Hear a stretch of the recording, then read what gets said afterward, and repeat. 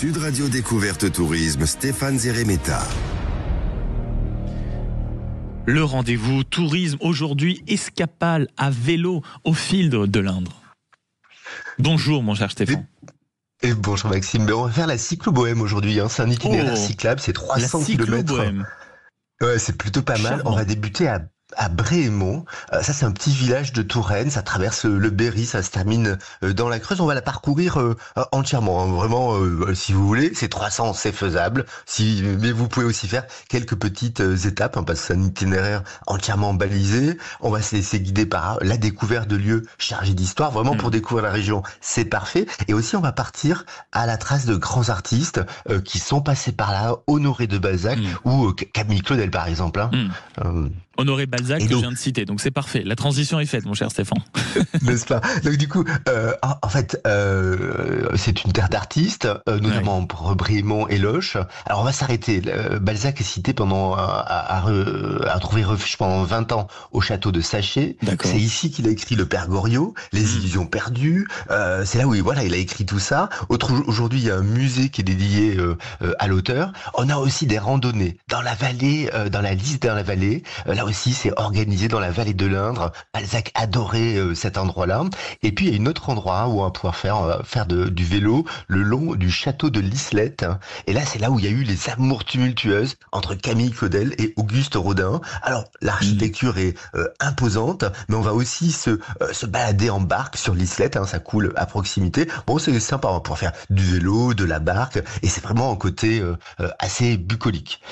Ensuite, on va aussi aller à Loches. Loches, c'est dominé par la vallée de l'Indre. Alors c'est une cité historique, il y a tout un patrimoine médiéval, notamment la forteresse, tout encerclé de remparts. C'est l'une des mieux conservées d'Europe, c'est absolument génial. Il y a un donjon. Le donjon, il est millénaire, les dimensions sont surprenantes. Ça fait un peu épisode Game of Thrones, c'est vraiment assez étonnant. Et le Lochois, c'est aussi agréable pour traverser à vélo le long de l'Indre, qui a vraiment modelé le territoire.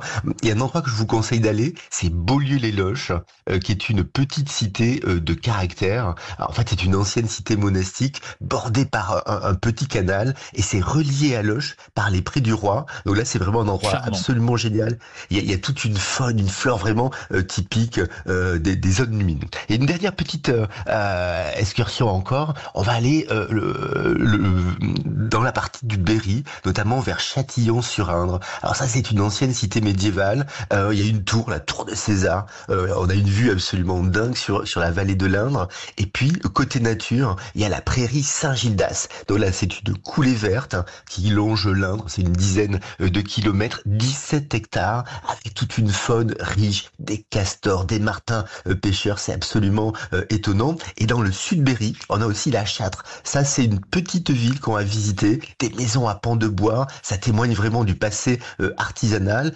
Il y a une maison qu'on va voir, puisqu'on est toujours sur notre histoire d'artiste, qui a inspiré la Maison Rouge. Elle a inspiré George Sand pour son roman André. D'ailleurs, il y a toute une maison qui est à visiter de la romancière. Là, c'est à Nohant, parce qu'elle y a quand même passé la plus grande partie de sa vie, en fait. Dernière étape, on est dans la Creuse. On va passer par Toulse-Sainte-Croix, 650 mètres. En fait, c'est le point le plus haut de la cyclo-bohème. Voilà, absolument. Et c'est il a fallu monter, mais c'est pas non plus énorme.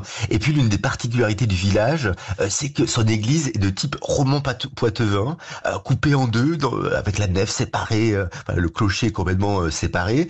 Le village, il y a plein de légendes, notamment les pierres jaumâtres. Ça, c'est une quarantaine de blocs de granit, dressés au sommet du mont Barlow. L'équilibre est assez improbable. Alors, on pense que ça peut être un lieu de sacrifice, on sait pas trop. En tout cas, c'est surtout un site impressionnant sur le Berry, le Bourbonnais, la vallée de Bouzac. Et on va terminer ce parcours à Chambon-sur-Voueize. On va finir par un bon repas parce qu'on a quand même bien pédalé.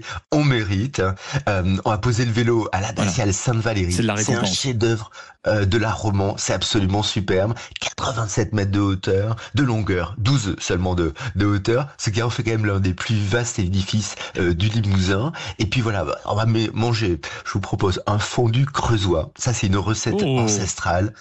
On utilise tous les vieux morceaux de fromage, hein, et vous les faites fondre en diluant avec du lait pour adoucir le goût. On trouve ça dans tous les restos locaux. On déguste avec des pommes de terre, des frites, pourquoi pas. En tout cas, cette escapade à vélo, Maxime, que je voulais vous proposer aujourd'hui, cette cyclo-bohème, c'est vraiment super. Alors, on est un peu sur l'arrière-saison. Ça commence à être tranquille. C'est l'occasion de redécouvrir. Merci beaucoup, Stéphane Sremeta, directeur éditorial des Guides Le Petit Futé, d'avoir été avec nous pour cette escapade touristique. Il est 7h42 sur Sud Radio. Dans un